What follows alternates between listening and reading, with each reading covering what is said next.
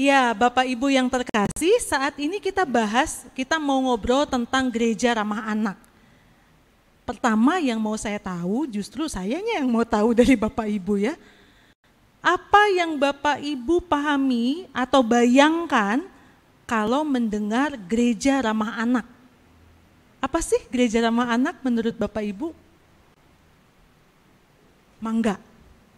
Ada mic yang bisa mobile, yang bisa keliling, mic yang saya pegang doang ya?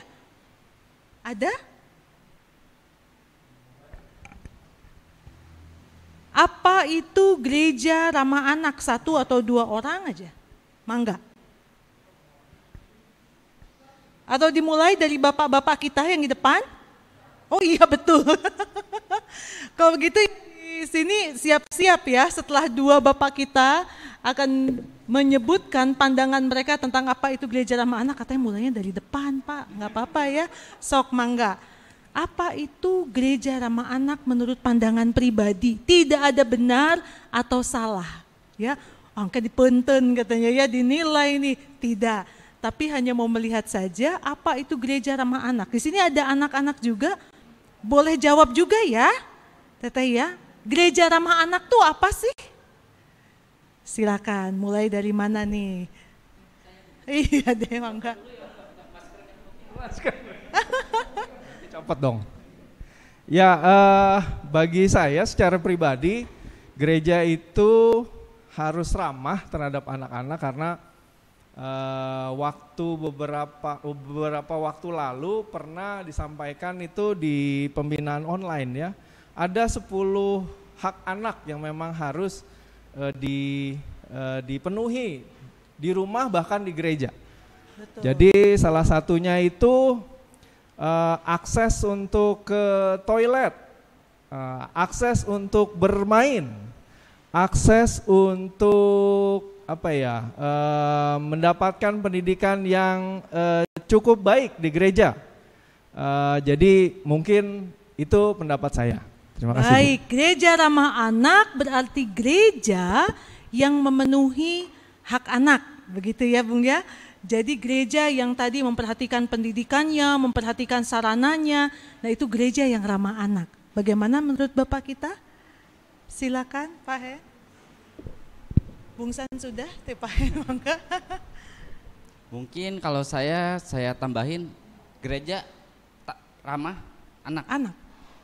Dari katanya sih gereja itu wadah, ramah itu istilahnya sesuatu yang membuktikan bahwa itu baik, lemah lembut. Nah, dan anak berarti tujuannya wadah untuk menempati anak-anak yang kecil. Istilahnya tempat menampung. Tempat anak-anak atau tempat menampung anak-anak yang kecil begitu ya. Baik, hatur nuhun, yang depan sudah. Sekarang yang di sini sok penuhin janjinya ya. Itu gereja ramah anak.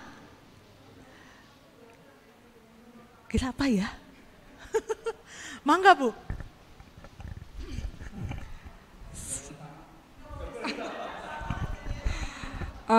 Saya mau nambahin juga.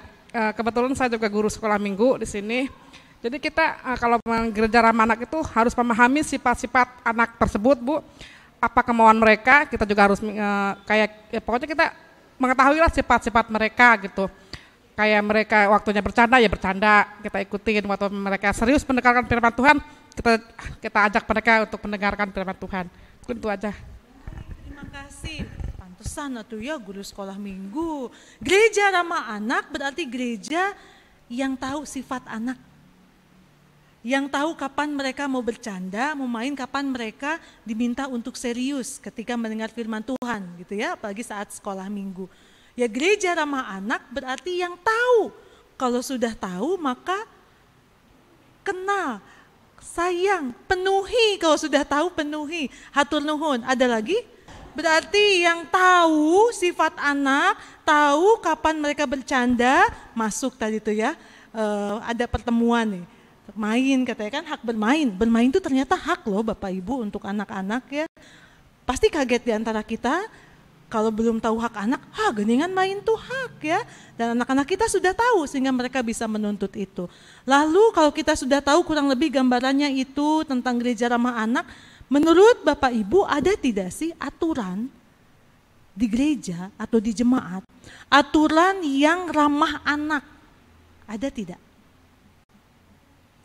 Tadi tempat yang memenuhi hak anak, tempat untuk menambung anak kecil, tempat di mana kita tahu sifat anak, tahu, penuhi, kenali, sayangi, gitu ya.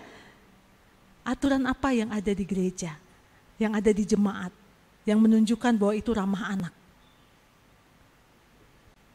Kalau tentang pendidikan, sebenarnya tadi sudah dibocorin nih sama Pak San nih.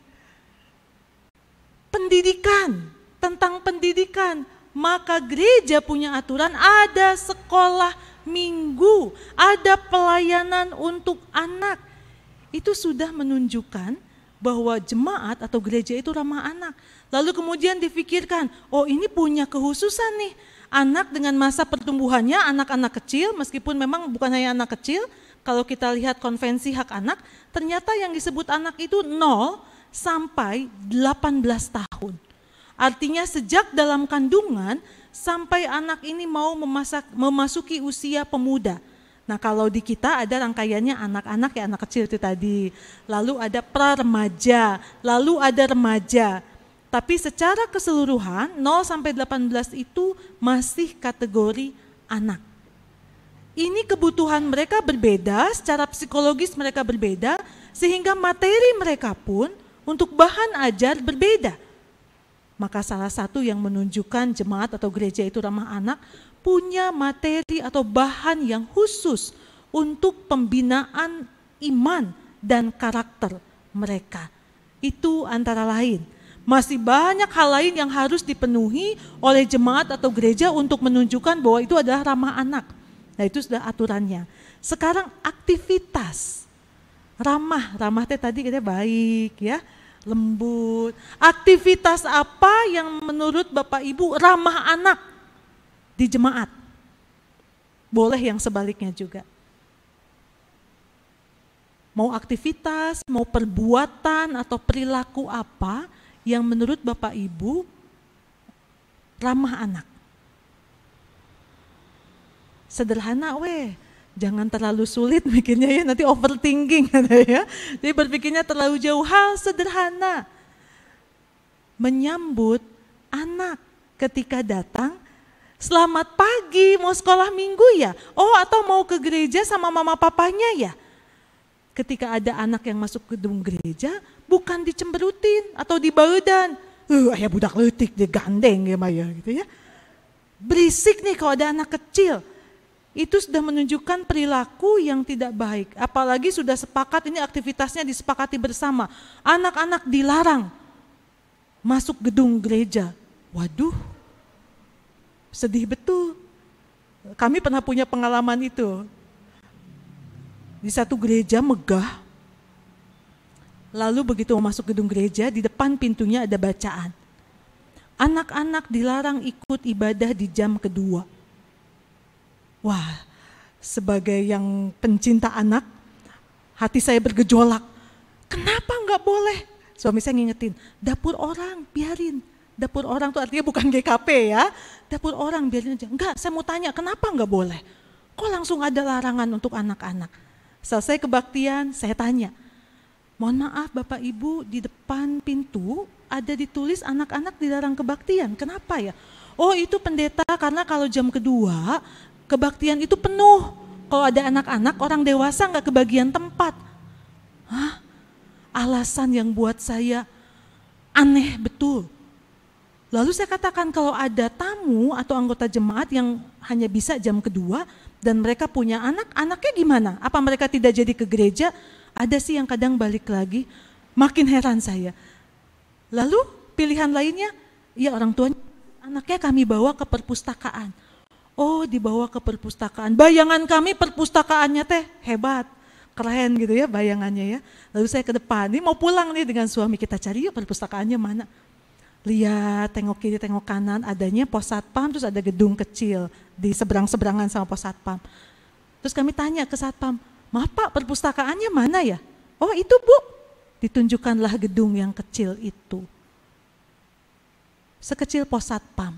Dan begitu kami menengok ke belakang, itu mah bukan perpustakaan, itu mah gudang buku, bukunya tidak tertata dengan baik. Terus kami bingung, ini anak-anak kalau ada 10 orang yang datang gimana ya? Kayaknya 2 aja udah sempit bener dan ngap.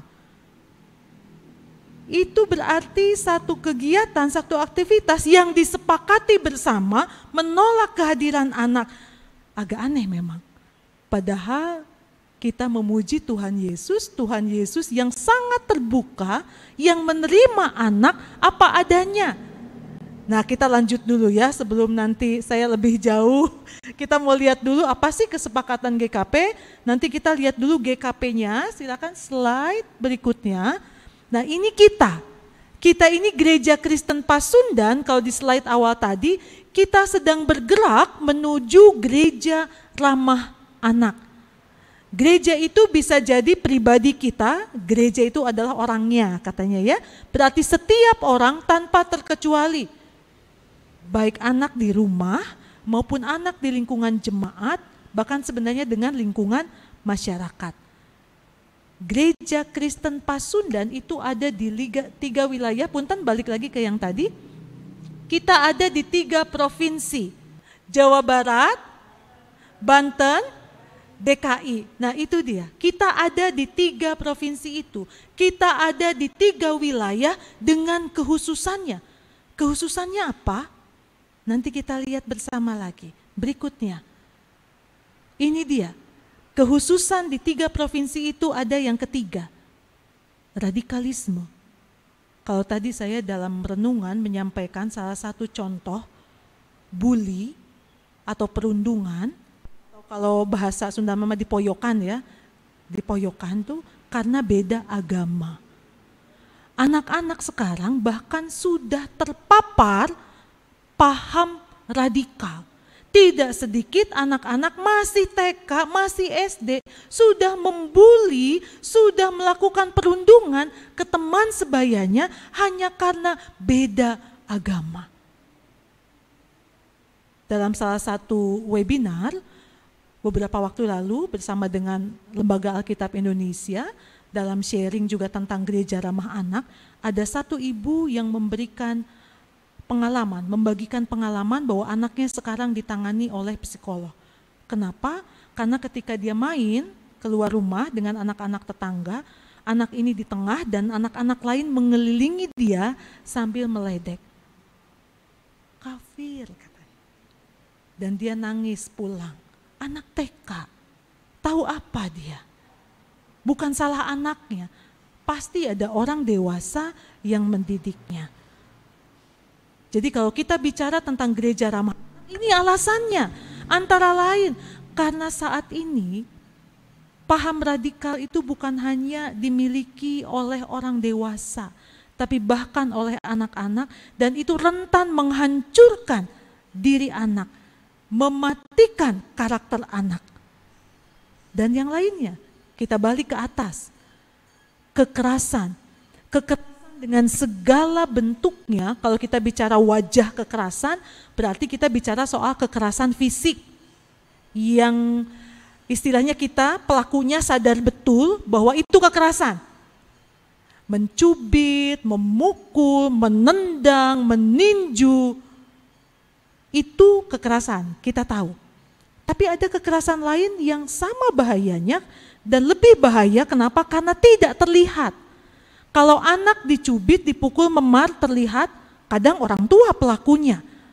Karena terlalu banyak pikiran, ini anak kok rewel bener gitu ya. Kita mau ngasih penjelasan, bahasa kita terbatas karena pikiran kita sedang tersumbat, mampet oleh berbagai persoalan yang sedang kita alami.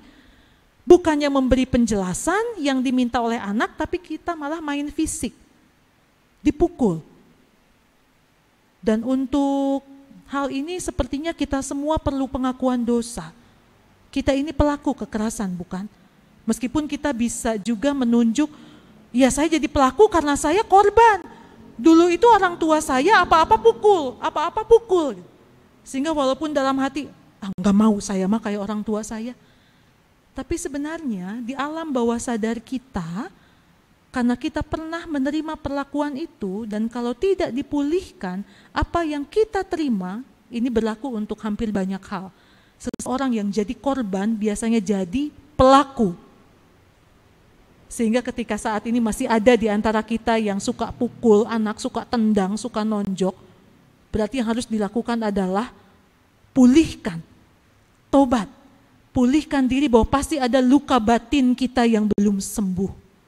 Sehingga kita melanjutkan tindakan kekerasan yang kita terima terhadap anak kita.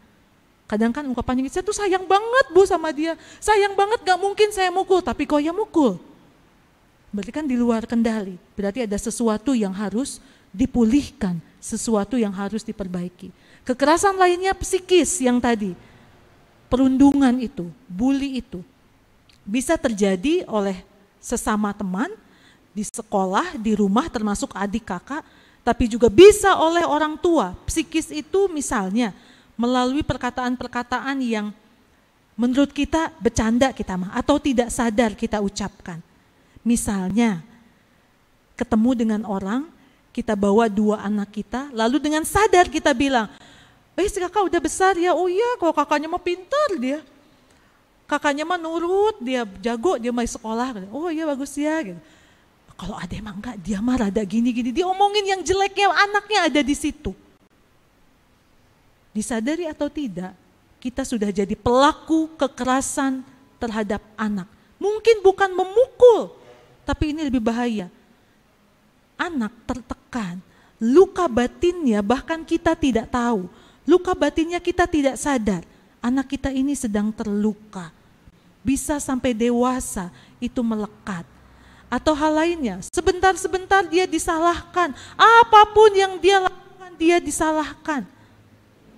Nah ini ada, saya pernah melihat ada gambarnya sekarang tuh gampang ya kalau ada meme yang apa, atau yang sedang viral itu muncul tuh di ini kita ya, di status-status kita suka muncul gitu. Nah ada bacaan kurang lebih begini, piring pecah bisa dibeli lagi, gelas pecah bisa dibeli lagi, lantai yang basah bisa dilap, beling bisa dibersihkan. Tapi hati anak yang terluka karena bentakan orang tua atau karena hardikan orang tua sulit dipulihkan kembali. Hal sederhana sehari-hari. Untuk hal-hal yang sederhana itu kadang kita pakai do-nya tinggi sekali, bukan hanya teriakan tetapi caci maki bisa kita lontarkan.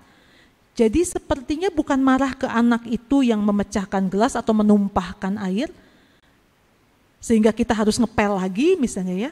Tapi sebenarnya ada sesuatu yang kita pikirkan, dengan adanya pecahan itu kemudian terakumulasi, kita jadi memarahi anak itu.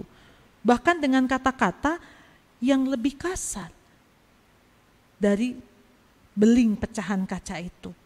Yang bisa melukai, membuat berdarah, diobati, selesai. Tapi kata-kata yang meluncur dari mulut kita tak terkendali, melukai hati anak yang kita tidak bisa lihat ada darah di hatinya. Hatinya berdarah-darah istilahnya ya. Itu kekerasan. Kekerasan lainnya pengabaian. Diabaikan, terserah aja dia mau ngapain juga. Terserah sakarepna weh. Kesannya, wih enak banget ya jadi anak kalau orang tuanya, wih serba boleh loh, nggak apa-apa loh. Padahal itu juga salah satu bentuk kekerasan terhadap anak. Dan menurut teori, pengabaian itu sama bahayanya dengan memanjakan anak. Padahal beda banget ya perlakuan. Pengabaian diabaikan, kalau memanjakan itu sebentar-sebentar ini anak ditolong. Dia sudah SMP, sudah bisa pakai sepatu sendiri, dibantuin, sudah SMA, masih kalau ini disuapin gitu ya. Hal yang bisa dilakukan oleh anak sendiri masih dimanjakan. Apa-apa diturutin, kemauannya diikutin, mau apa aja diikutin. Dulu mah saya nggak bisa gitu sama orang tua saya. Keun we ayeuna mah. Anak saya pokoknya mau saya penuhi. Kesannya baik. Tapi ternyata itu juga bentuk kekerasan. Karena tidak memberikan ruang kepada anak untuk bertumbuh sesuai dengan usianya. Kasihan ketika dia harus menjalin hubungan dengan orang lain yang dibesarkan dengan cara berbeda, dia akan menuntut orang memperlakukan dia persis dia diperlakukan di tengah keluarga. Apapun maunya harus diikuti. Termasuk ketika sudah berumah tangga, apapun maunya diikuti. Kalau nggak diikutin, saya mah balik ke orang tua saya. Kenapa? Karena di rumah orang tua saya diikuti maunya. Maunya saya apa diikuti. Dengan kamu saya mau menihese mentana naon oge. Ini susah katanya. Jadi itu juga bentuk kekerasan dan kekerasan lainnya yang juga menghancurkan kehidupan anak. Dan GKP juga punya COC atau pedoman dasar berperilaku tentang ini, yaitu kekerasan seksual terhadap anak. Baik itu bentuk pelecehan maupun tindakan lainnya. Sehingga saat ini GKP juga terus berusaha ya, kita ada 3 COC, 3 in 1. Meskipun dalam pembinaan kemarin ya Pak Pendeta Agus kita diminta juga untuk punya satu lagi katanya, pedoman dasar berperilaku, inklusi, terbuka terhadap semua orang dengan berbagai kemampuan, termasuk anak-anak. Tidak lagi kita membedakan, oh ini anak berkebutuhan khusus, ini anak yang normal, tidak ada lagi batasan normal atau tidak normal. Tetapi terbuka untuk semua keadaan anak. Nah terkait dengan kekerasan, kita juga punya pedoman dasar berperilaku anti kekerasan seksual. Sehingga kita memberikan perlindungan yang maksimal bagi anak-anak kita. Pelatihan pencegahan diri anak terhadap kekerasan seksual juga sudah diberikan. Beberapa jemaat sudah mengadakan kegiatan ini, jadi bukan orang tuanya yang dilatih. Orang tuanya mendapatkan pembinaan, pelatihan, tetapi untuk anaknya sendiri, kepada anak-anak kita diingatkan betapa mereka berharga. Bahwa tubuhku adalah milikku. Bahwa tidak boleh ada orang yang memperlakukanku dengan semena-mena. Lalu bagian tubuh mana yang tidak boleh disentuh selain oleh orang tuaku karena kondisi kesehatanku. Orang tua juga sekarang bisa jadi pemakan istilahnya ya, tanda petik, pelaku kekerasan seksual. Ketok amit-amit, amit-amit. Tapi bukankah pemberitaan di luar sana begitu menakutkan buat kita? Itu kekerasan, radikal sudah, narkoba dan pornografi. Belum lama ini ada pemberitaan yang membuat merinding mendengarnya. Ketika ada anak SD diminta untuk melakukan usia dengan binatang. Dengar beritanya? Aduh, saya mendengar itu, ya sekarang pun menyampaikannya masih bergidik. Karena anak ini kemudian bunuh diri. Dia tertekan. Anak-anak yang sudah banyak nonton film porno, dalam pikirannya, di otaknya semua porno. Sehingga dia melihat temannya pun bisa jadi menjadi objek buat mereka. Entahlah seperti apa yang mereka tonton bersama itu, kemudian ada temannya yang jadi korban. Itu satu yang ketahuan, ada banyak berita lainnya. Kalau berita sekali lagi itu yang ketahuan. Maka yang tidak kita ketahui berapa banyak. Indonesia darurat. Kekerasannya, narkobanya yang sekarang sudah ada di permen-permen itu ya. Sehingga membuat mereka ketagihan dan akhirnya terus mau permen itu jual beli lancar sekali bahkan di kalangan anak-anak TK. Berita ini miris. Kalau mau didaftarkan, nanti isi pembinaan saya hanya daftar perilaku kekerasan, perilaku yang tidak ramah terhadap anak terkait narkoba, pornografi, dan radikalisme. Tapi setidaknya kita punya bayangan, oh ini keadaan Indonesia termasuk di mana GKP berada. Sudah seperti ini, darurat anak. Berikutnya, kita akan lihat, ini persoalan yang secara khusus antara lain dihadapi oleh anak-anak GKP. Ini saya tulis berdasarkan pembinaan di beberapa jemaat dan klasis. Beberapa tahun yang lalu ketika menyusun tulisan saya ya, tulisan saya memang terkait dengan gereja ramah anak untuk tesis dan anak dan radikalisme untuk disertasi. Dan ini yang didapati kalau untuk kekhususannya bahwa di perkotaan, nah ini bakal jemaat ini masuk situasi, masuk yang mana ya? Perkotaan, pedesaan atau memang tengah-tengah. Kalau untuk perkotaan itu mobilitas atau aktivitas orang tua tinggi. Orang tua bisa pergi pagi, pulang malam. Lalu kemana anak-anak? Bisa dibiarkan tumbuh sendiri, ada pengabaian, atau dititipkan. Dititipkan itu kepada siapa? Pengasuh di rumah. Ada yang bantu di rumah. ART, asisten rumah tangga yang merangkap pengasuh anak. Maksimalkah kerjanya? Wallahu alam, tidak tahu. Tapi kalau pengalaman pribadi, ada beberapa peristiwa yang memutuskan untuk kemudian tidak lagi meminta ART untuk jadi pengasuh anak. Tidak usah disebutkan ini ya, saya dengan adik-adik itu, ya kami termasuk yang 4 perempuan bersaudara ini kerja semua. Jadi bisa dibayangkan kalau papa mama bekerja, lalu anak dengan pengasuh. Oh aman kok dengan oma opanya, yakin. Untuk hal tertentu aman, ada yang bikin tidak aman. Yang tadi saya sebutkan di awal, memanjakan. Apa yang tidak boleh sama mama papanya, di rumah engkong, di rumah oma opanya, di rumah emak boleh. Beliin es krim, nggak boleh sama mama papa. Ini mah di rumah engkong, boleh sok makan. Weh. Ini dilarang-larang gitu ya. Orang tuanya datang, begitu anaknya batuk, kamu makan es ya? Enggak, udah dikasih sama engkong. Si engkong teh kumaha ya. Apa yang tidak boleh di rumah orang tua, ternyata boleh sama kakek nenek, sama oma opa. Bahaya tidak bahaya? Sekali lagi kalau mau cerita, kami juga punya cerita gitu ya, tentang hal ini. Tapi memang hati-hati. Kenapa? Karena anak bisa bertumbuh dengan 2 situasi yang berbeda. Anak-anak itu cerdas. Dia bisa berperilaku A di rumah karena tahu aturannya seperti itu, tapi dia juga bisa berperilaku B. Dan untuk pertumbuhan kurang baik. Ya, sehingga itu kumaha jadinya.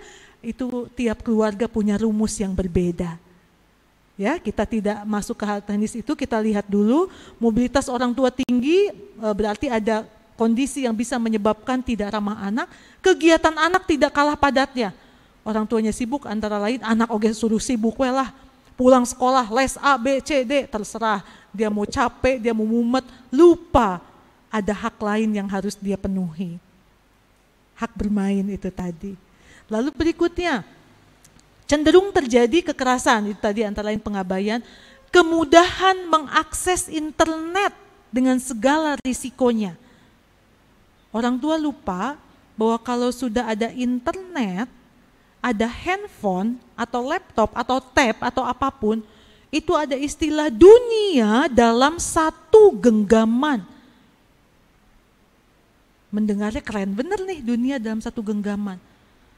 Tapi itu bukan keren Bapak Ibu, itu menakutkan. Bayangkan dunia dalam satu genggaman di tangan anak kita yang masih kecil, yang belum bisa membedakan ini yang bisa saya tonton, ini nggak boleh saya tonton, ini yang baik untuk saya, ini tidak baik untuk saya. Sehingga mereka bisa dengan mudah mengakses berbagai hal yang belum pada waktunya. Oh ada sekarang perlindungan lewat email itu ya, sehingga minta persetujuan. Apa itu namanya Pak? Kami pernah menerapkan ini karena waktu pandemi kemarin mau tidak mau kan semua anak pegang handphone dan mereka minta kebebasan untuk mengakses internet karena tugas sekolah banyak sekali. Tapi kemudian ada namanya, saya lupa aplikasi apa-apa, kalau ingat tolong tolong diinfokan, atau mungkin bapak-bapak kita yang tahu ya, ada aplikasi yang kalau anak mau buka sesuatu yang belum waktunya, itu masuk ke email kita, minta persetujuan, boleh atau tidak. Jadi kalau boleh, buka. Jadi ada terhubung ya dengan handphone orang tua begitu, sehingga harus aktif terus. Sampai sejauh itu bahaya internet untuk anak-anak kita. Belum lagi soal, enggak kok dia mah cuma games aja. Ya games pun bisa makan waktu, tadinya cuma 15 menit pas rehat, oke, sekolah udah mulai, sekolah online tuh apa ngerjain PR atau apa, dia terus tekun sampai malam. Tadi kita cerita soal trigger finger ya, sakit. Sampai ada anak yang sakit tangannya karena dia tidak bisa lepas dari handphone. Terus main handphone sehingga jari-jarinya jadi sakit. Belum lagi risiko kesehatan lainnya ya, tulang belakang, menunduk, mata, dan seterusnya. Banyak sekali dampaknya. Lalu kita geser ke pedesaan. Ini persoalan yang dihadapi oleh anak-anak GKP ternyata soal identitas. Pada identitas menjadi salah satu hak anak. Identitas teh apa? Akte lahir. Oh, akte lahir itu hak anak? Iya, hak anak. Karena dengan akte lahir itu anak bisa mendapatkan akses pendidikan, mendapatkan akses kesehatan, dan terutama dia tahu dirinya dengan identitas itu. Ada lagi di Karawang ada tidak ya, Kartu Anak Indonesia. Ada ya, Kartu Anak Indonesia itu juga identitas anak. Tapi pertama itu akte lahir. Kenapa harus diurus? Ternyata tidak sedikit orang tua yang mengabaikan, nggak perlu akte lahir. Atau anak lahir bukan dalam ikatan pernikahan. Orang tuanya yang melakukan hal tidak baik tapi dampaknya ke anak.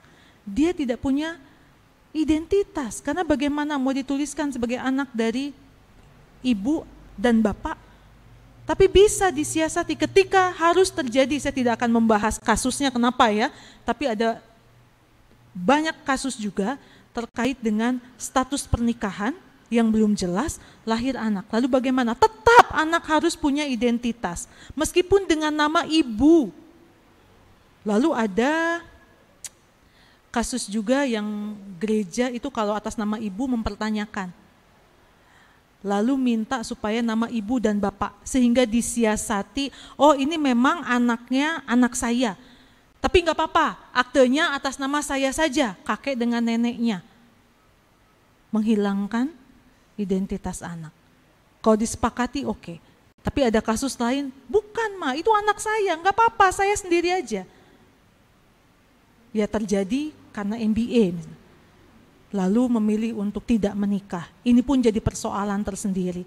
Karena terkadang kalau ada hamil di luar nikah, solusinya adalah menikahlah, bukan solusi menikah itu.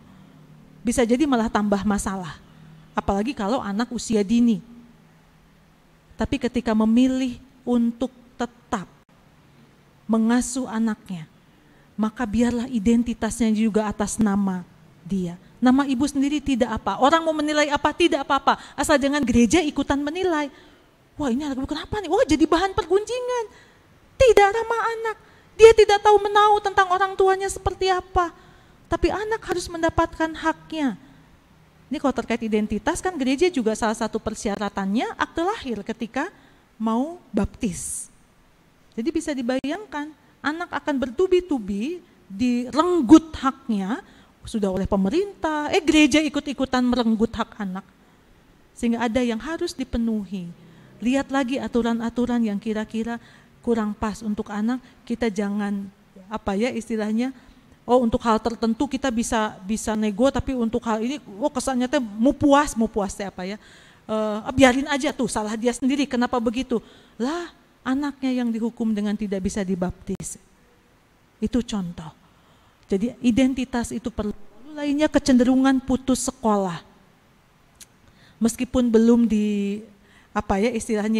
diketok palu, kami ini MS yang sekarang punya cita-cita, semoga cita-citanya sama dengan jemaat-jemaat, semoga satu frekuensi. Kami punya cita-cita GKP sarjana. Minimal anak kita sarjana. Tuhan karuniakan kepada kita kekayaan yang luar biasa. Melalui badan pelayanan yang ada, kita bisa kembangkan sinergi, hubungan yang baik jemaat dengan badan pelayanan. Kalau ada anak kita yang putus sekolah sedih, patah hati. Kenapa? Karena untuk perubahan ke arah yang lebih baik, salah satunya adalah dengan pendidikan. Maka hak anak untuk mendapatkan pendidikan dengan upaya yang sangat kuat dari setiap pihak, kita harus mengupayakannya. Gereja tidak boleh tinggal diam, bakal jemaat di Kampung Teko tidak boleh tinggal diam. Kalau ada anak yang harus berhenti sekolah misalnya, ya ampun si bapak ini kepala keluarga, istrinya tidak bekerja, anaknya baru masuk kuliah. Lalu kita tutup mata, ya sudah itu mah persoalan mereka aja. Jangan ya, jangan. Lihat dan pandang anak itu anak kita juga. Bergerak kita ini sebagai persekutuan bukan hanya ketemu tiap minggu, salaman, senyum, semua baik-baik saja, puji Tuhan, berkat Tuhan melimpah atasku dan keluargaku. Lalu lupa, bukan hanya untukku sendiri, ini persekutuan, ini keluarga, berarti kalau ada satu yang terluka, kita sakit. Kalau ada satu yang ketinggalan, kita ikut tertinggal. Maka apa yang bisa kita lakukan? Lakukan untuk mendukung anak kita, supaya jangan putus sekolahnya. Itu tingkat perguruan tinggi, apalagi kalau tingkatnya tingkat SMP, SMA, komo etama, nemen, keterlaluan kalau tidak didukung. Jadi jangan nunjuk, sinode bisa apain? Oke, sinode bisa nanti bantu. Tapi apa dulu yang bisa dibantukan di rumah sendiri? Harapannya sekali lagi GKP sarjana.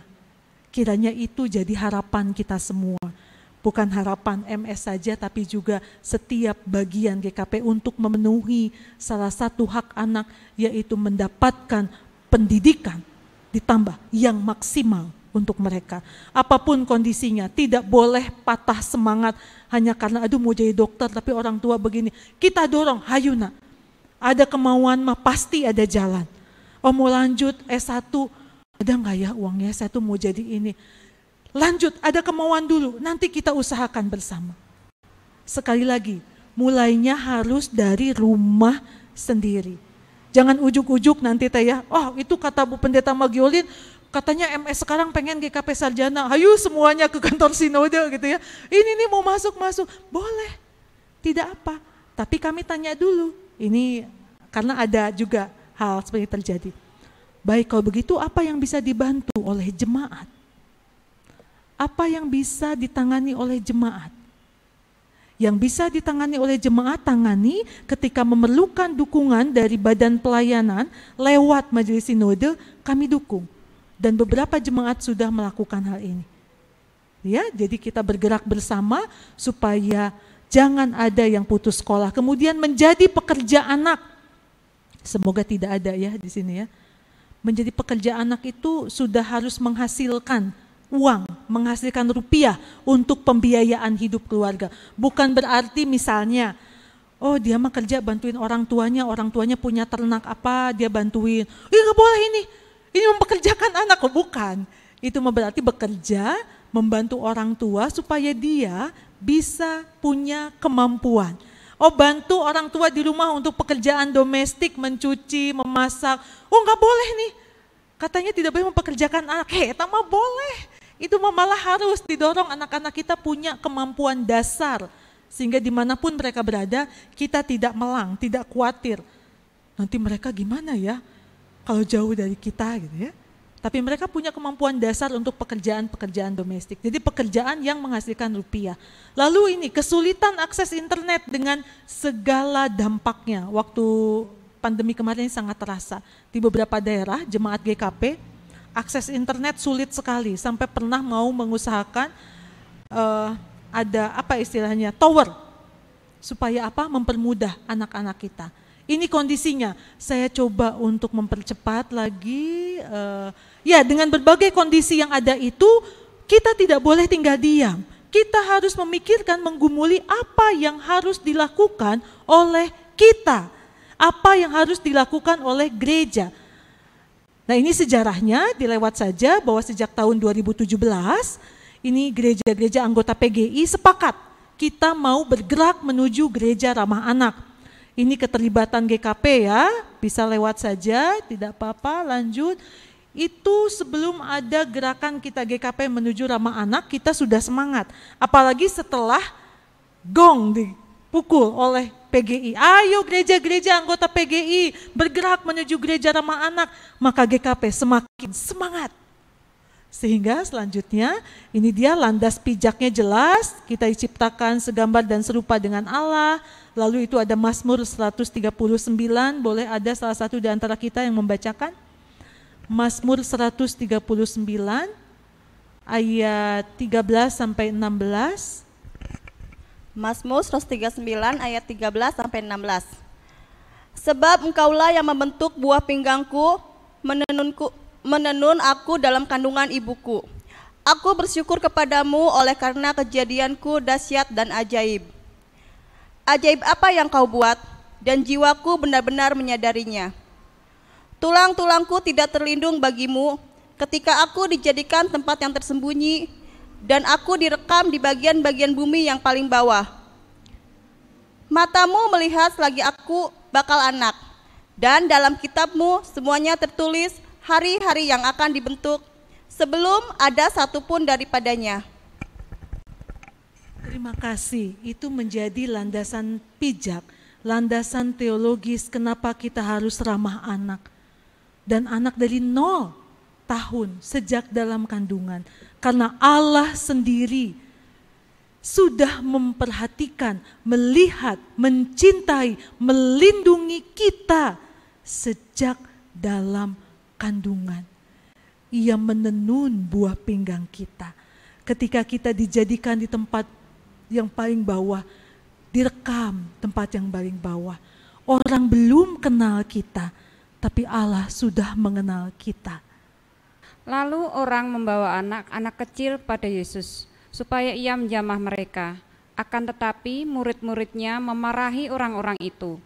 Ketika Yesus melihat hal itu, ia marah dan berkata kepada mereka, "Biarkan anak-anak itu datang kepadaku, jangan menghalang-halangi mereka, sebab orang-orang yang seperti itulah yang empunya kerajaan Allah.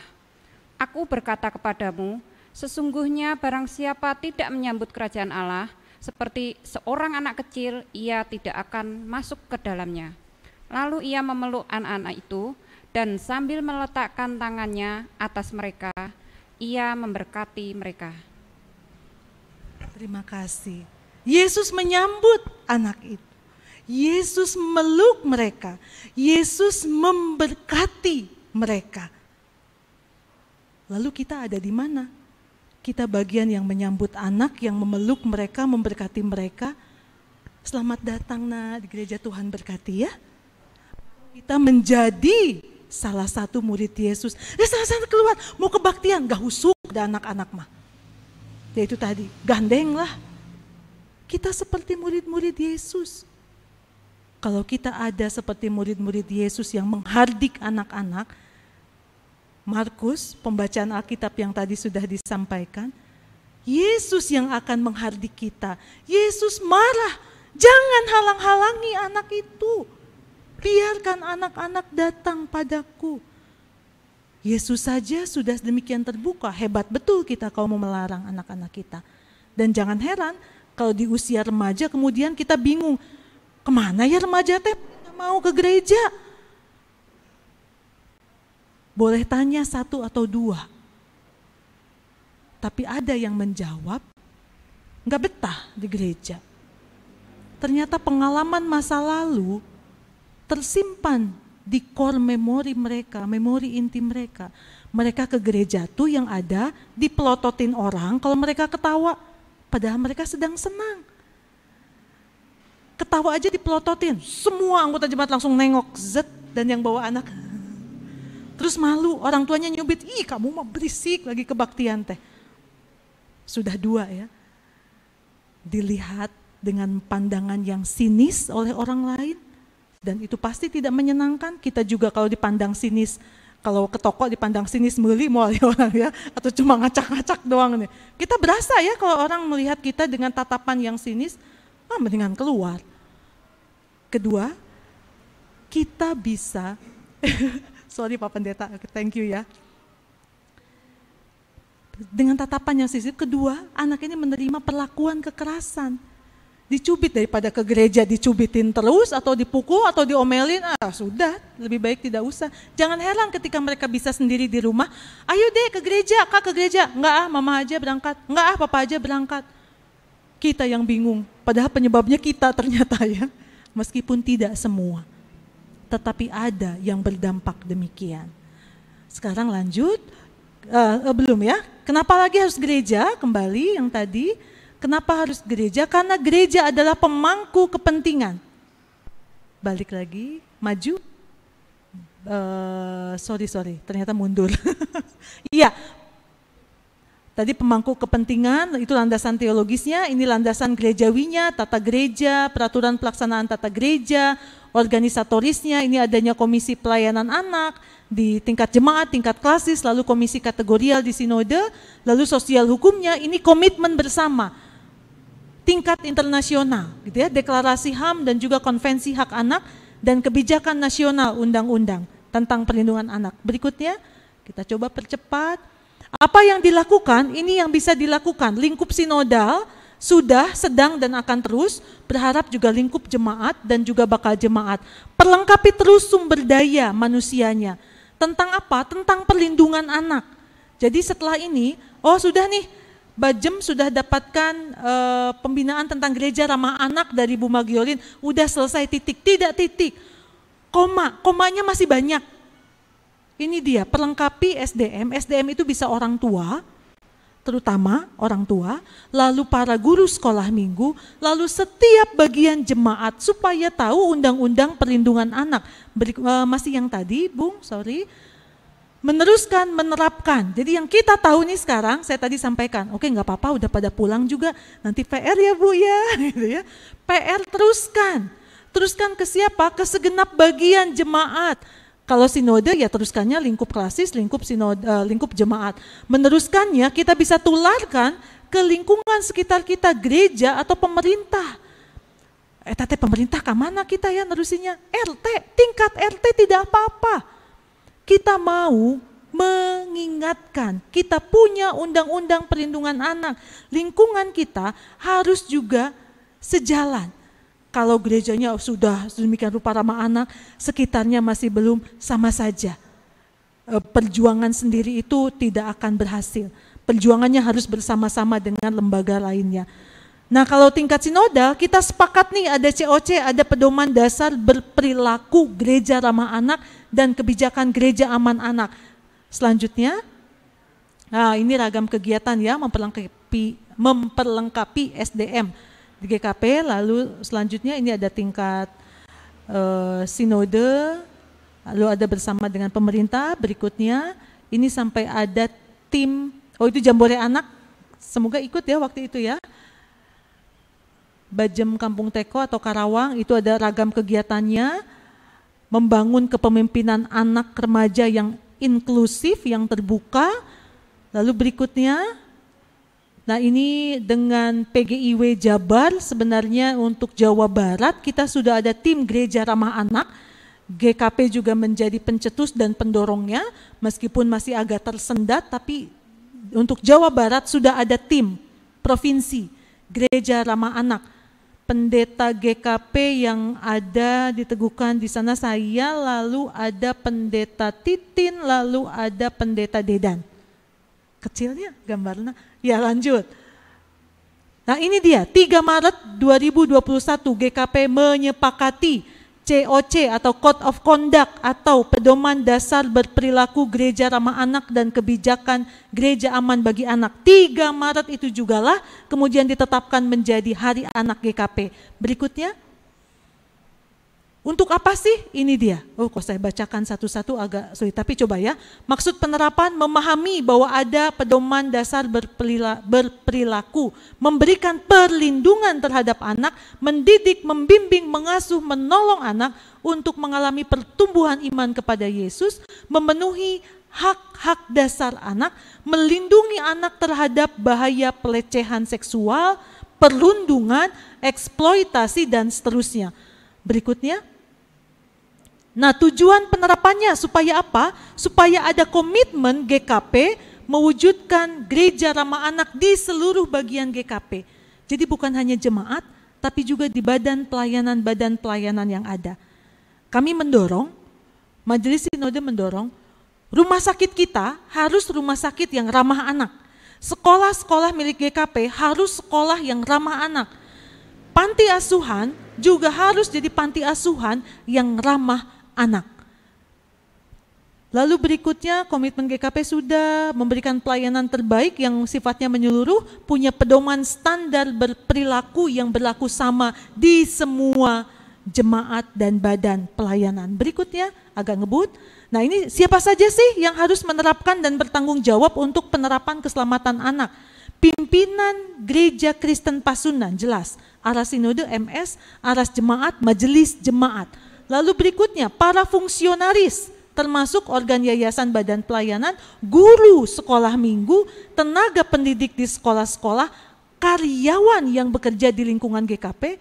Jadi kalau Bapak Ibu punya karyawan kerumah tanggaan atau koster atau tenaga untuk bersihkan kebun gitu ya, mereka harus ngerti, harus. Kalau tidak, saya sampaikan tadi sama aja bohong. Pelaku-pelaku kekerasan seksual terhadap anak itu kadang ada di lingkungan-lingkungan yang dekat dengan anak.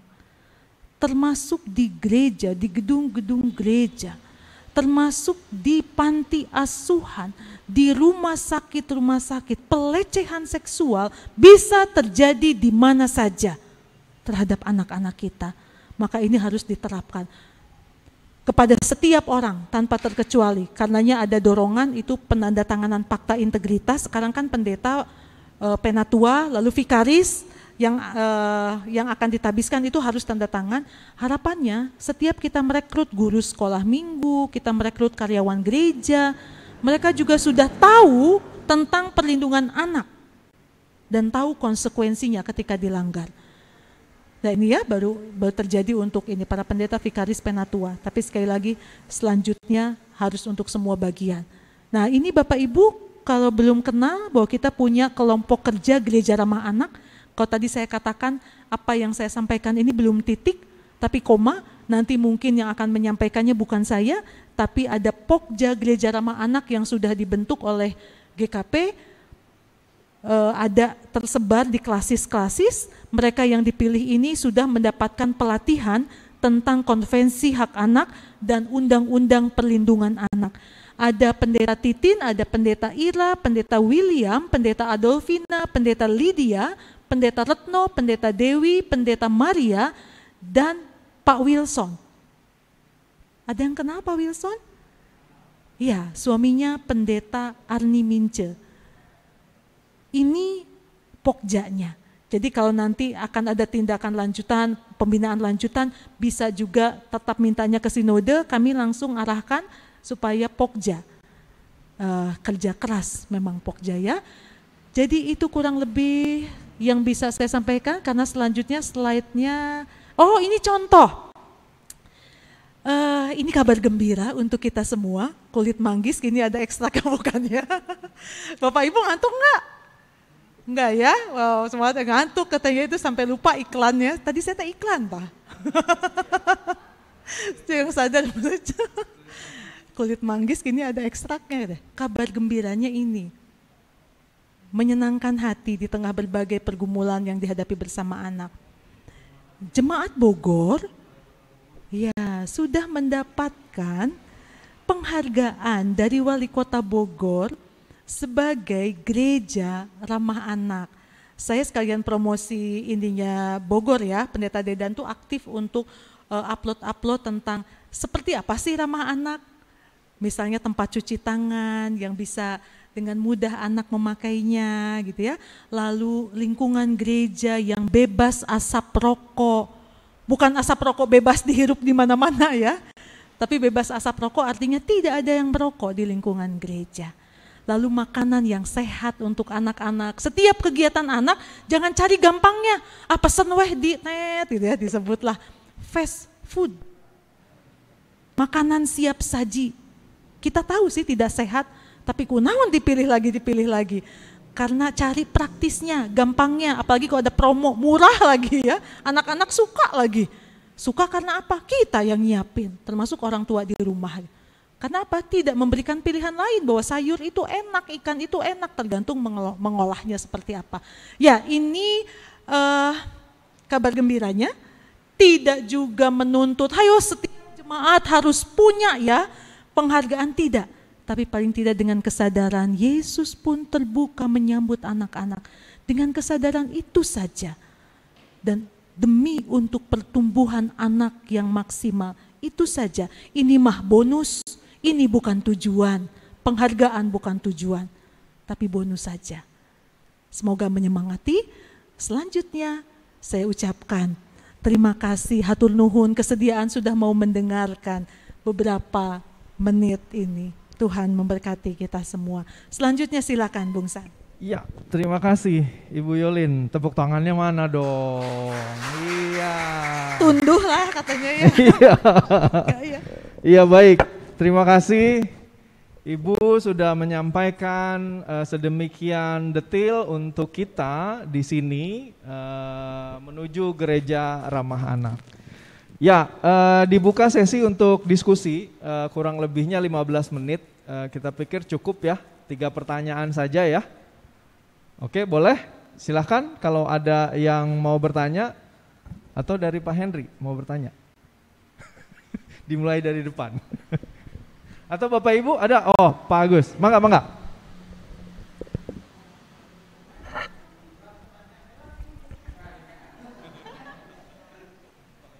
Ya, terima kasih Bu Pendeta.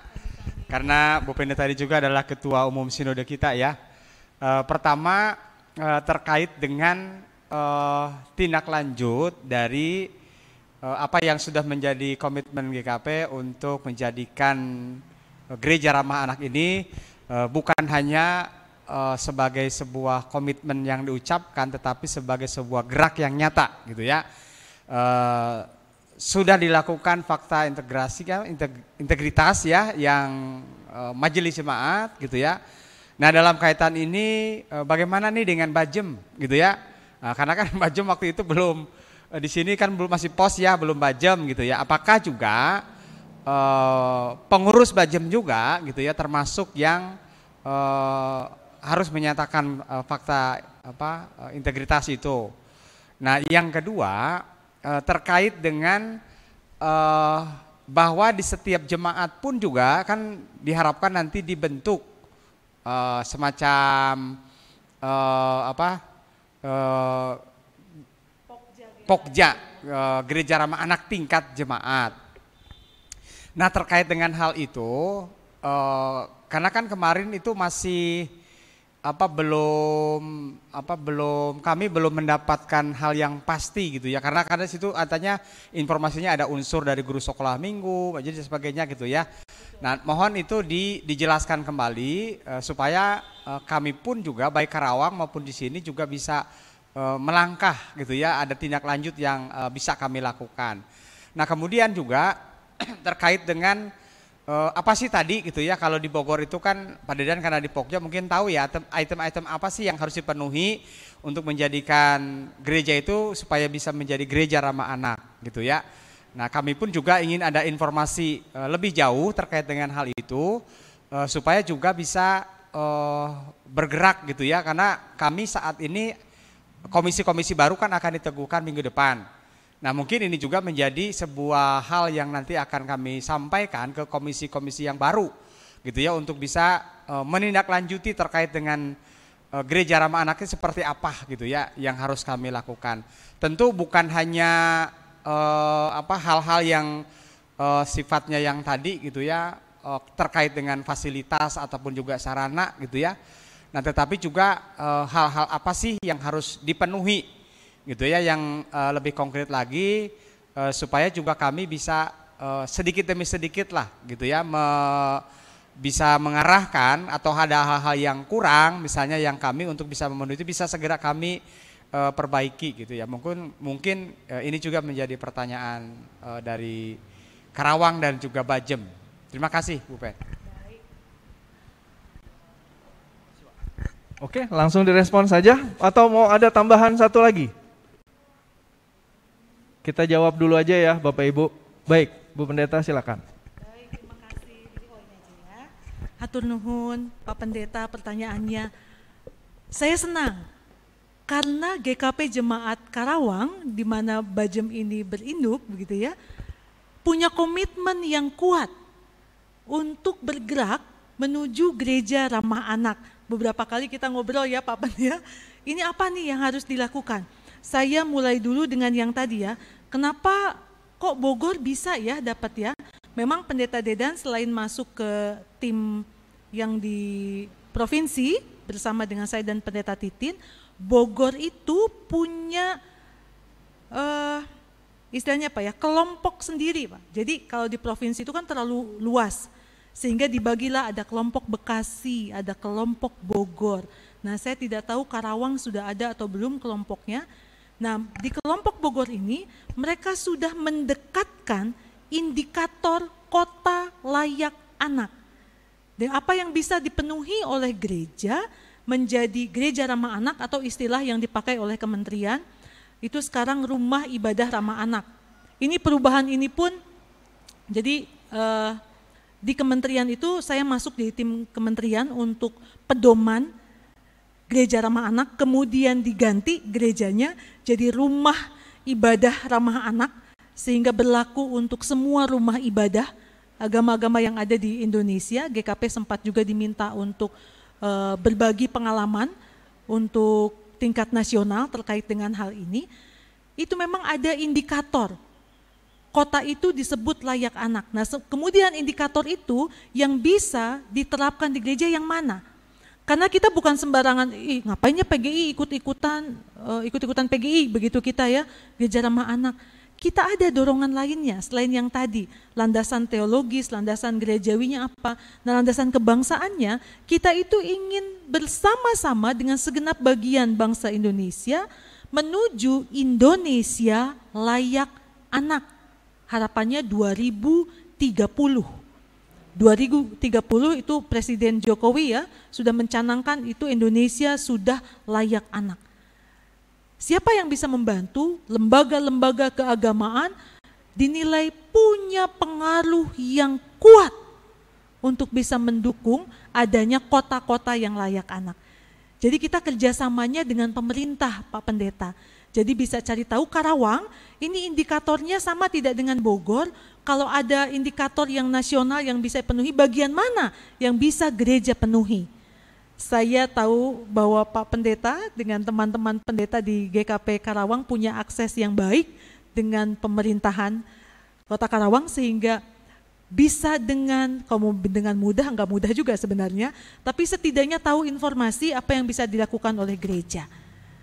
Dan nanti gereja bukan hanya sendirian, tetapi bersama dengan lingkungan sekitar atau gereja sekitar, mungkin bisa lewat PGIS-nya, Pak bergerak bersama. GKP bisa jadi pelopornya untuk bisa mendorong, yuk gereja-gereja di Karawang kita jadi gereja yang ramah anak. Sekali lagi, tidak akan berhasil kalau kita jalan sendirian. Jadi jalannya harus sama-sama. Saya mulai tadi dari yang belakang ya Pak Pen, kemudian maju lagi. Bagaimana nih Pokja tingkat jemaat? Boleh, silakan mulai. Namanya Pokja juga, Pokja GRA bebas. Memberi namanya bebas. Ada yang memberi namanya sahabat anak. Jadi di gereja ini ada sahabat anak, anak teh bebas ngadu ya, anak bebas mau bercerita. Di salah satu jemaat GKP, tempat saya penelitian, unik. Karena guru sekolah minggunya membuka telinga, memberi hati dan waktu, sekian menit mereka bilang begini setelah sekolah minggu. Ayo siapa yang mau cerita ke kakak, gantian ya yang mau cerita. Jadi kakak sekolah minggu tempat cerita, jadi sahabat anak. Di situ hal-hal yang tidak anak ungkapkan ke orang lain, bahkan ke orang tuanya, mereka ungkapkan loh Pak, ke guru sekolah minggu. Kadang ada yang mungkin, ya ampun cuma soal berantem sama temen aja diaduin. Buat kita orang dewasa, cuma.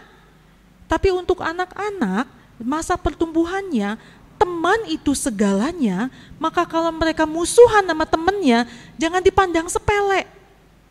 Karena salah satu kekuatan dalam pertumbuhan anak itu kekuatan pertemanan. Kalau terjadi sesuatu dalam pertemanan, ini tiang pertemanan runtuh, sebenarnya kepribadian mereka terguncang. Kesannya sepele, tapi tidak sepele. Jadi bisa mulainya dari guru sekolah minggu dulu, kalau mau dilibatkan, oh ada tenaga pengajar nih di GKP atau di Bajem, ikut sertakan. Oh ada orang tua nih, ikut sertakan ketika memang ada komitmen untuk menjadi sahabat anak, untuk jadi Pokja Gereja Ramah Anak. Tentu yang menjadi Pokja ini akan mendapatkan pembinaan dan pelatihan yang lebih dari yang lainnya. Lalu tadi ini Penatua di Karawang sudah tanda tangan. Bagaimana nih untuk Bajem? Bisa. Jadi tiap jemaat tidak mesti seragam, semua bergerak sesuai kecepatannya masing-masing. Tapi tingkat sinodal, gongnya sudah dipukul, yuk kita bergerak, dung. Ada yang bergeraknya mungkin baru 1 langkah, tidak apa-apa. Ada yang sudah lari, tidak apa-apa. Kita mulai dari apa yang ada pada kita. Kalau bisa Pak Pendeta, di Karawang sudah sampai ke majelis, sampai ke komisi yang tadi saya sampaikan. Sampai ke tingkat karyawan ya Pak Pendeta. Harus tanda tangan fakta integritas. Oh cukup disodorkan kertasnya saja? Tentu tidak gitu ya. Ada sosialisasi kepada para pendeta, itu sosialisasi sudah sejak tahun pertemuan pendeta dan keluarga di Lembang, itu tahun berapa ya? Yang di The Lands, itu sebelum pandemi kalau nggak salah ya Pak Pendeta ya. Jadi sudah 3-4 tahun lalu sosialisasi untuk para pendeta. Demikian juga untuk para penatua dari beberapa raker, 2-3 kali raker baru ketok palu ada modul kebijakan gereja ramah anak itu, ada COC itu ada pembinaannya. Jadi tidak fair, tidak adil gitu ya kalau misalnya hanya disodorkan, ya Bajem tanda tangannya supaya mandiri, tidak. Tapi untuk pengurusnya lebih dulu, kalau mau gabung dengan komisi-komisi yang ada, yuk kita ada pelatihan mendalami. Apa sih isinya? Pedoman dasar berperilaku itu apa isinya? Karena salah satu isinya juga ini terkait tentang fotografi. Jadi untuk Bapak Ibu, hati-hati kalau mau posting foto atau video anak atau cucu ya. Karena itu juga ada aturannya. Supaya kita tidak sembarangan, karena ternyata setelah diposting itu foto atau video jadi milik umum. Bebas digunakan untuk kepentingan apapun, termasuk kepentingan yang tidak baik. Kan kita tidak mau anak atau cucu atau keponakan fotonya disalahgunakan. Jadi hati-hati, ada banyak sekali bahaya dengan dunia dalam satu genggaman itu. Anak-anak kita atau cucu kita itu sudah kemana-mana itu fotonya. Padahal kita pengen share banget ya, aduh lucu dah anak saya, aduh lucu cucu saya ini, keponakan saya ini. Lalu dengan bebasnya share. Hati-hati. Jadi itu yang bisa dilakukan ya Bapak Ibu. Jadi nanti kalau ada lanjutannya dari sini jangan bosan-bosannya. Ini mungkin kesannya aduh jauh banget ya, ngapain sih ngomong seperti ini. Tapi sekali lagi dasar kita jelas, Tuhan Yesus yang kita sembah itu adalah Tuhan Yesus yang menyayangi, yang mencintai, yang melindungi anak-anak. Maka demikian juga kita diminta untuk melakukan hal yang sama di tengah ngerinya dunia sekitar kita, di tengah ngerinya perlakuan dunia terhadap anak-anak kita. Terima kasih, demikian. Ya, terima kasih Ibu Pendeta. Ada tambahan lagi pertanyaan? Ada? Cukup? Baik. Bapak Ibu, sedemikian jauh kita hari ini bisa sama-sama melakukan diskusi atau pemaparan dari Ibu Yolin tadi bahwa gereja ramah anak itu sangat perlu untuk bisa dilakukan baik di Bajem Teko. Jadi demikian ya Bapak Ibu. Nanti bahan bisa dikirimkan melalui Bu Yani, nanti akan kirim bahan yang di slide ini. Nanti bisa dibaca Bapak Ibu di grup Bajem Teko ya. Mungkin nanti akan dikirimkan.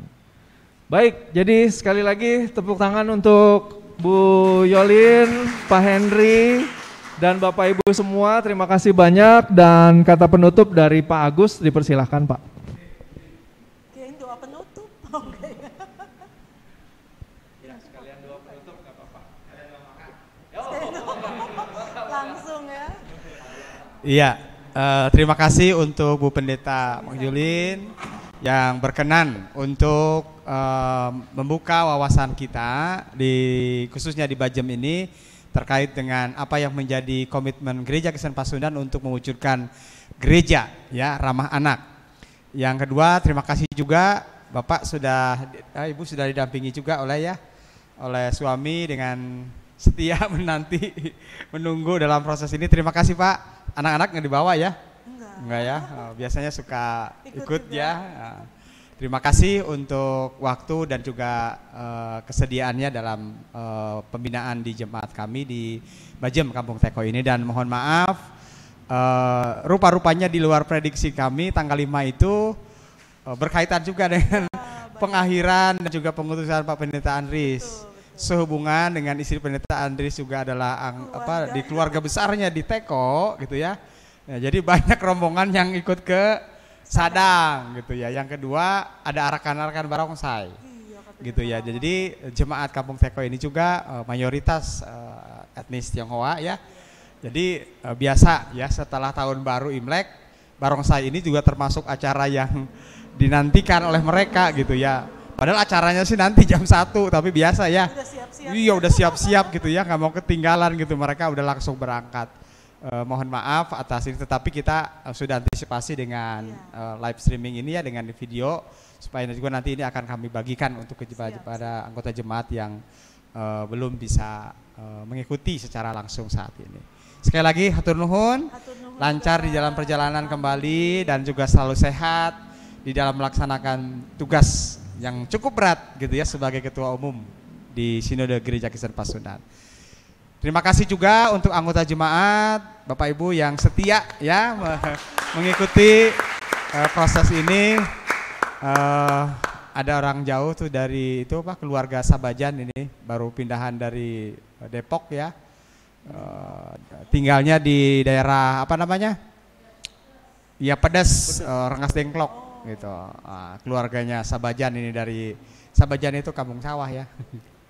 Ya terima kasih untuk tim ya dari karena kami juga ada tim Bajem ya untuk persiapan dan juga pendampingan untuk Bajem ini dari Karawang yang boleh juga terus berproses mendampingi dalam penyiapan ya dari pos menjadi Bajem, dari Bajem nanti menjadi jemaat yang mandiri ya. Terima kasih juga untuk tim MIK ya. Untuk juga boleh hadir, ada 3 orang di sini yang meliput kegiatan-kegiatan di jemaat kami. Terima kasih untuk semuanya, kita akan bersatu hati dalam doa. Kita berdoa. Bapa yang baik, Allah yang penuh kasih, kami bersyukur untuk setiap proses yang Tuhan sertai di dalam pembinaan Gereja Ramah Anak saat ini. Biarlah itu semua ya Tuhan boleh menjadi hal yang akan semakin menyemangati kami, agar juga dapat mewujudkan Gereja Ramah Anak ini di tingkat jemaat dan juga bakal jemaat Tuhan di tempat ini. Berilah kami hikmat di dalam upaya-upaya yang akan terus kami lakukan di dalam mewujudkan harapan dan kerinduan ini. Demikian juga kami berdoa untuk Ibu Pendeta Magyolin, Tuhan berkati beliau dalam tugas tanggung jawabnya saat ini sebagai Ketua Umum Majelis Sinode Gereja Kristen Pasundan, bersama juga dengan rekan-rekan yang lainnya. Tuhan yang menopang, menuntun, memampukan agar segala sesuatu yang mereka lakukan bisa membawa GKP ini menjadi lebih baik, dan GKP ini juga boleh menjadi berkat, terlebih dapat mewujudkan apa yang menjadi visi kami untuk menjadi gereja bagi sesama. Terima kasih juga ya Tuhan untuk pendampingan keluarga yang selalu menyertai dalam setiap pelayanan-pelayanan Bu Pendeta. Tuhan berkati suami, anak-anak, agar diberikan kesehatan, hikmat Tuhan, kebahagiaan Tuhan limpahkan di dalam keluarga ini. Demikian juga kepada setiap kami yang hadir saat ini ya Tuhan. Tuhan menopang, meneguhkan dan menguatkan kami dalam setiap peran dan tanggung jawab kami. Jadilah kami seperti apa yang Tuhan firmankan, boleh menjadi garam dan terang. Biarlah hidup kami boleh berdampak, memberi manfaat dalam setiap langkah kehidupan kami dimanapun kami berada. Termasuk juga saudara-saudara kasih kami di Bajem Kampung Teko ini. Tuhan Yesus bersyukur untuk setiap berkat yang Tuhan curahkan melalui apa yang telah disediakan oleh saudara-saudara kami di tempat ini. Biarlah ini menjadi kekuatan dan kesehatan bagi tubuh kami, dan melalui itu kami memuji dan memuliakan nama Tuhan. Terima kasih ya Bapa, kami bersyukur di dalam nama Yesus Kristus Tuhan kami. Amin. Terlalu Begitu banyak peristiwa di sekitar anak yang terjadi yang menunjukkan ketidakramahan terhadap anak. Karena itu GKP sebagai bagian dari gereja-gereja di Indonesia dan tentunya sebagai bagian dari bangsa ini yang sedang bergerak menuju Indonesia layak anak tahun 2030, GKP pun bergerak menuju gereja yang ramah anak. Pesan Tuhan Yesus menjadi dasar utama. Biarkan anak-anak itu datang kepadaku, jangan halang-halangi mereka. Maka dengan berlakunya COC, pedoman dasar berperilaku gereja ramah anak, segenap bagian GKP termasuk Bajem Kampung Teko diajak untuk bersama-sama mewujudkan apa yang menjadi kerinduan kita semua, menuju gereja ramah anak yang menyiapkan lingkungan yang mendukung anak untuk bertumbuh dengan maksimal, terutama dalam pertumbuhan imannya kepada Tuhan Yesus Kristus. Bajem atau Bakal Jemaat Kampung Teko sudah memulai dengan pembinaan gereja ramah anak. Jangan berhenti di sini, terus melangkah dengan memperbaiki relasi atau hubungan di tengah keluarga, dalam persekutuan jemaat dan juga dengan lingkungan masyarakat. Anak-anak yang ada di sekitar kita adalah anak-anak yang Tuhan percayakan untuk dapat kita asuh, kita didik dan bertumbuh bersama dengan mereka. Yang bisa kita lakukan, kita bisa meningkatkan kompetensi atau kemampuan diri segenap bagian di Bakal Jemaat Kampung Teko ini. Kemudian menyediakan sarana dan prasarana yang ramah terhadap anak. Semangat berjalan bersama mewujudkan gereja ramah anak, mewujudkan Bakal Jemaat Kampung Teko yang ramah anak. Tuhan memberkati.